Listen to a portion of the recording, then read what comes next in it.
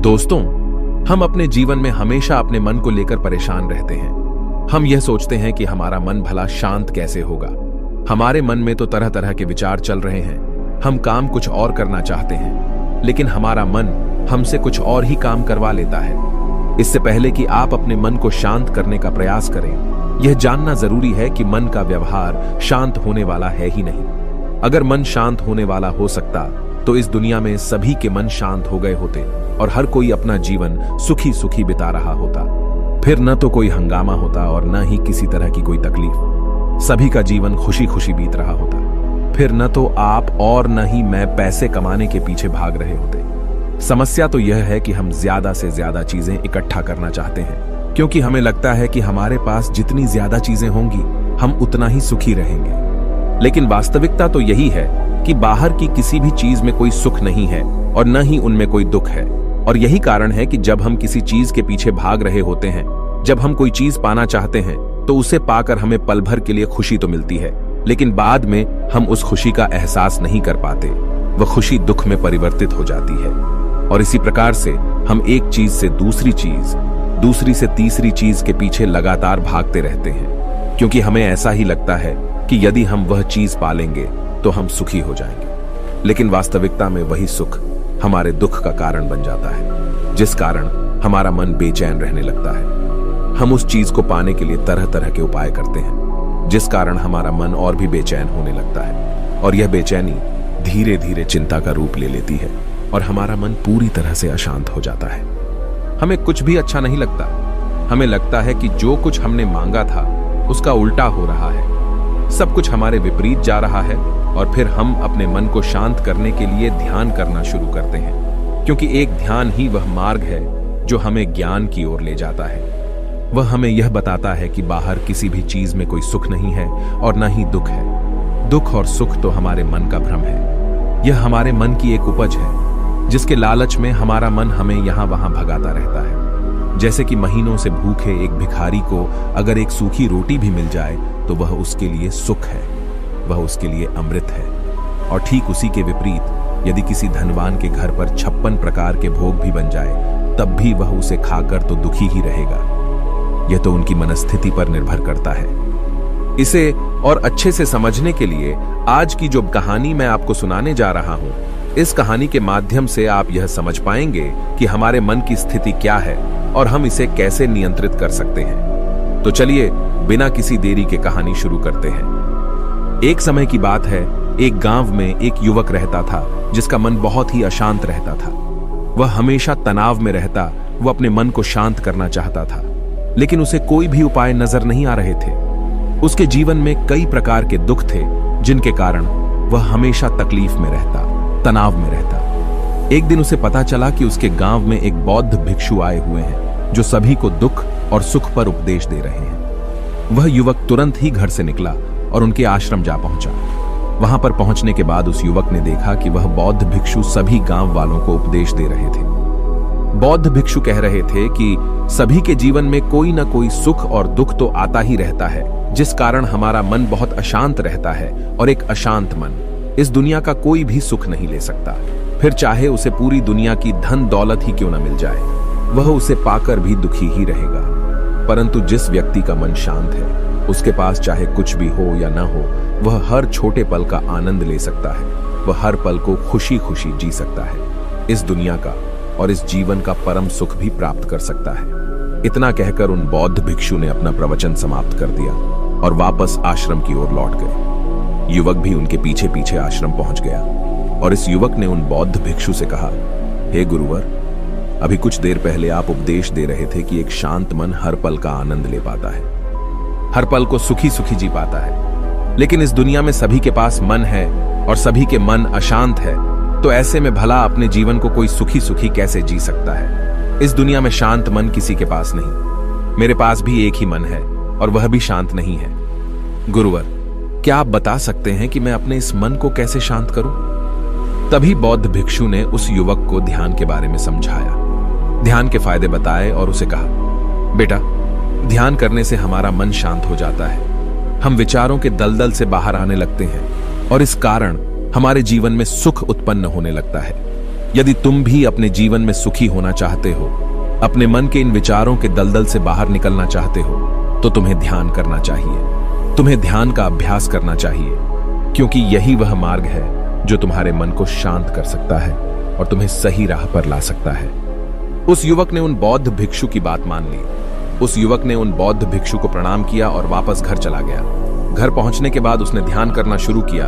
वह रात भर ध्यान करता रहा, लेकिन उससे उसे कोई लाभ नहीं हुआ। इस कारण वह अगली सुबह फिर से उन बौद्ध भिक्षु के पास पहुंचा और उन बौद्ध भिक्षु से कहता है, गुरुवर, आपके कहे अनुसार मैंने रात भर ध्यान किया है, लेकिन उससे मुझे कोई लाभ नहीं हुआ। मेरा मन तो अभी भी अशांत है। आप तो कह रहे थे कि ध्यान करने से हमारा मन शांत हो जाता है। तभी वह बौद्ध भिक्षु उस युवा से कहते हैं, ध्यान कोई एक बार करने की चीज नहीं है, ये तो अभ्यास है और धीरे धीरे समय के साथ मन शांत होता जाएगा। इस पर वह युवक कहता है, हे गुरुवर, मेरे पास इतना समय नहीं है। मुझे कोई ऐसा मार्ग बताइए जिससे जल्दी जल्दी मेरा मन शांत हो जाए और मैं खुशी खुशी अपना जीवन जीने लग जाऊं। ऐसे तो मेरा बहुत समय बर्बाद हो जाएगा। मुझे कुछ ऐसा बताइए गुरुदेव, जिससे मेरा मन आज के आज और अभी शांत हो जाए, जिससे मैं सुख की अनुभूति कर पाऊं, मुझे सुकून मिले। उस युवक की यह बात सुनकर बौद्ध भिक्षु मुस्कुराने लगे। उन्होंने उस युवक से कहा, बेटा, मेरे पास तुम्हारे लिए कुछ ऐसा है जिससे तुम्हारा मन अभी के अभी शांत हो जाएगा। इतना कहकर वह बौद्ध भिक्षु अपने आश्रम में गए और अंदर से एक घड़ा लेकर आए और उस युवक को थमाते हुए कहते हैं, जाओ और पास की बह रही उस नदी से इस घड़े में पानी भर कर लाओ। उन बौद्ध भिक्षु के इतना कहने के बाद उस युवक ने वह घड़ा हाथ में ले लिया और नदी की तरफ जाने लगा। उसके बाद मन ही मन सोच रहा था कि लगता है यह गुरु पागल है, इन्हें कुछ नहीं पता। भला यह घड़ा मेरे जीवन में शांति कैसे ला सकता है? ये मेरे मन को शांत कैसे कर सकता है? लेकिन उसके पास और कोई रास्ता नहीं था, जिस कारण उसने घड़ा लिया और पास वाली नदी के पास पहुंच गया। उसने उस नदी में से उस घड़े में पानी भरना शुरू किया, लेकिन जैसे ही उस व्यक्ति ने उस घड़े को नदी से बाहर निकाला तो उस युवक ने देखा कि उस घड़े के चारों ओर छोटे छोटे छेद हैं, जिससे पानी तेजी से बाहर की ओर निकल रहा था। उसने लगातार कई बार प्रयास किए, लेकिन काफी बार कोशिश करने के बाद भी वह उस घड़े को पूरा नहीं भर पाया और थक हार कर उन बौद्ध भिक्षु के पास वापस लौटा और क्रोधित होकर कहता है, गुरुवर, आपने यह कैसा घड़ा दिया है?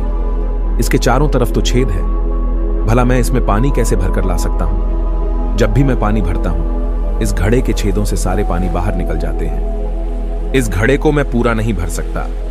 तभी वह बौद्ध भिक्षु उस युवक को शांत कराते हुए कहते हैं, बेटा, शांत हो जाओ। तुम्हें तुम्हारे प्रश्न का जवाब ही तो दे रहा हूं, और यदि तुम क्रोधित अवस्था में इस जवाब को सुनोगे तो इसे समझना तुम्हारे लिए मुश्किल हो जाएगा। इसलिए शांत हो जाओ और मेरी बात समझने का प्रयास करो। ये जो घड़ा मैंने तुम्हें दिया है, इसे अपना मन समझो, और मन केवल दो ही प्रकार से शांत हो सकता है। पहला यह कि तुम उसे लबालब पूरा भर दो और उसमें कुछ भी और आने जाने की जगह न बचे। क्या तुम इस घड़े को इस प्रकार भर सकते हो? इस पर वह युवक कहता है, हे गुरुवर, मैं इस घड़े को लबालब नहीं भर सकता, क्योंकि जब भी मैं इसमें पानी भरता हूं, सारा पानी तो छेद से बाहर निकल जाता है। तभी वह बौद्ध भिक्षु उस युवक से कहते हैं, ठीक इसी तरह हम भी अपने मन को कभी नहीं भर सकते। हम जितना इसमें डालते जाएंगे, वह सब कुछ हमारे शरीर के द्वारा बाहर आता रहेगा। फिर चाहे वह क्रोध हो, प्रेम हो या फिर दया, हम जो भी अपने अंदर आने देते हैं, वही हमारे अंदर से बाहर भी आता है। और इसीलिए मैंने तुम्हें छेदों वाला घड़ा दिया, क्योंकि ये हमारी मन के जैसा ही है। और जब हम इस मन को बस भरना चाहते हैं, तब तुम अपना समय बेकार कर रहे हो। क्या तुम्हें एक पल के लिए भी ये नहीं सोचा कि इसी प्रकार तो तुम अपने मन को भरने में भी लगे हुए हो? क्या इससे तुम्हारा समय बर्बाद नहीं हो रहा? क्या इससे तुम्हारा जीवन बर्बाद नहीं हो रहा? क्योंकि जिस भी चीज से तुम अपने मन को भरोगे, वह तो बाहर निकल ही जाएगी। उस युवक को अपनी गलती का एहसास हुआ। वह तुरंत उन बौद्ध भिक्षु के चरणों में गिर गया और उन बौद्ध भिक्षु से कहता है, गुरुवर, आपने सच कहा। मैंने कभी भी इसके बारे में नहीं सोचा कि मैं अपना जीवन अपने आप ही बर्बाद कर रहा था। ठीक है, मैं तो इस बात से अनजान था, लेकिन आज आपने मेरी आंखें खोल दी। परंतु गुरुवर, अगर यह मन को पूरी तरह भरने का पहला तरीका मन को शांत नहीं कर सकता, तो मन को शांत करने का दूसरा तरीका कौन सा है? गुरुवर, मुस्कुराते हुए उस आदमी से कहते हैं, दूसरा तरीका है कि अपने मन को पूरी तरह खाली कर दो। इस पर वह व्यक्ति कहता है, गुरुवर आप ही मुझे बताइए कि मैं अपने मन को खाली कैसे कर सकता हूं। तभी बौद्ध भिक्षु कहते हैं, बेटा यह तो बहुत ही सरल है, बाहर का कूड़ा अपने भीतर मत जाने दो, इस प्रकार तुम्हारा मन अपने आप ही खाली हो जाएगा। वह व्यक्ति कुछ देर सोच विचार करने के बाद बौद्ध भिक्षु से कहता है, हे गुरुदेव यह कैसे संभव है? जो भी हम देखते हैं सुनते हैं वह हमारे मन में ही तो जाता है, वह हमारे भीतर की ओर ही तो जाता है, फिर मैं उसे कैसे रोक सकता हूं? इस पर बौद्ध भिक्षु मुस्कुराने लगे और उस युवक से कहते हैं, बेटा मैं तुम्हें यही तो समझाने का प्रयास कर रहा हूं कि मन को केवल ध्यान से ही जीता जा सकता है और एक दिन ध्यान करने से कुछ नहीं होने वाला। हमें इसके लिए समय देना होगा, हमें इसके लिए धैर्य रखना होगा, इसका निरंतर अभ्यास करना होगा। आगे बौद्ध भिक्षु उस युवा से कहते हैं, बेटा क्या तुम्हें प्यास लगी है? युवक कहता है, हाँ गुरुवर मुझे बहुत जोरों की प्यास लगी है। इस पर उन बौद्ध भिक्षु ने उस युवक को पानी पिलाया और कहा, ये लो पानी पी लो, इससे तुम्हारी प्यास बुझ जाएगी। लेकिन मुझे एक बात बताओ, क्या आज पानी पी लेने से फिर तुम्हें कभी प्यास नहीं लगेगी? तुम कभी फिर मुझसे पानी नहीं मांगोगे? इस पर वह युवक कहता है, गुरुवर आप कैसी बातें कर रहे हैं? पानी तो हमारे जीवन का एक हिस्सा है, इसके बिना तो हम मर जाएंगे, और आप कह रहे हैं कि आज पानी पी लो और उसके बाद मैं कभी पानी न पीऊं। यह भला कैसे संभव है? प्यास तो हमें रोज आती है और हम रोज पानी पीते हैं, इसके बिना तो हम मर जाएंगे। तभी बौद्ध भिक्षु मुस्कुराते हुए उस युवक से कहते हैं, ठीक इसी प्रकार एक दिन के ध्यान से हमारा मन शांत नहीं हो सकता, उसे भी रोज भूख लगती है और उसे रोज रोज हमें आहार भी देना पड़ता है, उसे भी रोज पानी पीने की जरूरत पड़ती है, और ठीक उसी प्रकार हमें हर दिन ध्यान करने की भी जरूरत पड़ती है। और जब हम निरंतर ध्यान करते हैं, इसका अभ्यास करते हैं, तो देखते ही देखते हमारे मन की भूख शांत होने लगती है और एक समय पर हमारा मन सारे विचार उत्पन्न करना बंद कर देता है।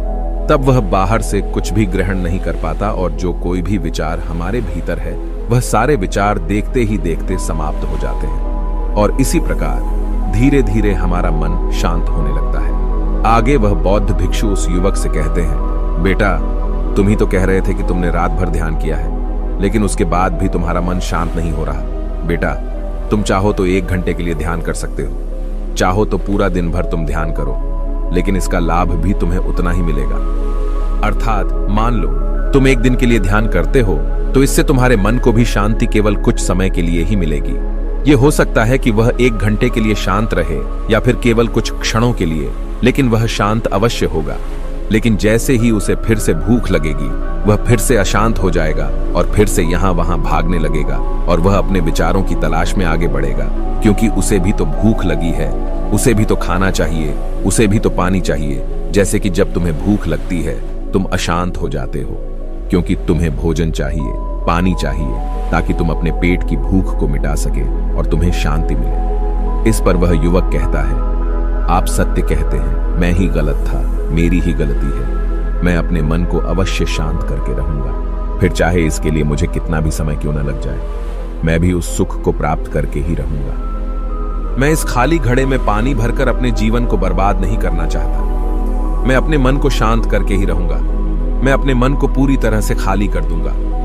इतना कहकर उस युवक ने उन बौद्ध भिक्षुओं को प्रणाम किया और वापस अपने घर की ओर लौट गया। दोस्तों, हम लोगों के जीवन में भी कई प्रकार की समस्याएं हैं और हम उन समस्याओं का समाधान करना चाहते हैं, और अंत में हमें जो मार्ग मिलता है वह ध्यान है। हम ध्यान तो करना चाहते हैं, लेकिन हम उसके परिणाम को तुरंत पाना चाहते हैं। जब हम शुरू शुरू में ध्यान करते हैं तो हमें उसका कुछ भी लाभ नहीं मिलता और हमें लगता है कि यह व्यर्थ है, इससे हमें कोई भी फायदा नहीं होने वाला, क्योंकि हमें तो सब कुछ जल्दी जल्दी चाहिए। लेकिन वास्तविकता तो यही है कि ध्यान सब्र और समय मांगता है और साथ ही उसे शांति भी चाहिए।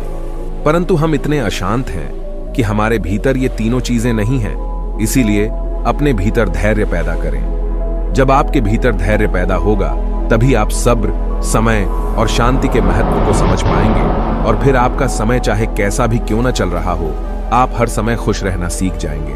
अगर आपका मन अशांत है तो यह किसी और के हाथों में नहीं है कि वह आपके मन को शांत कर सके। यह तो आपके हाथों में है कि आप अपने मन को किस प्रकार और कितनी देर तक के लिए शांत कर सकते हैं। दोस्तों, आपने आज के इस वीडियो से क्या सीखा वह मुझे आप कमेंट में बता सकते हैं। इसी के साथ में उम्मीद है कि आपको आज की वीडियो पसंद आई होगी, तो इस वीडियो को उस इंसान को शेयर करें और उसी के ठीक बाद चैनल को सब्सक्राइब करें।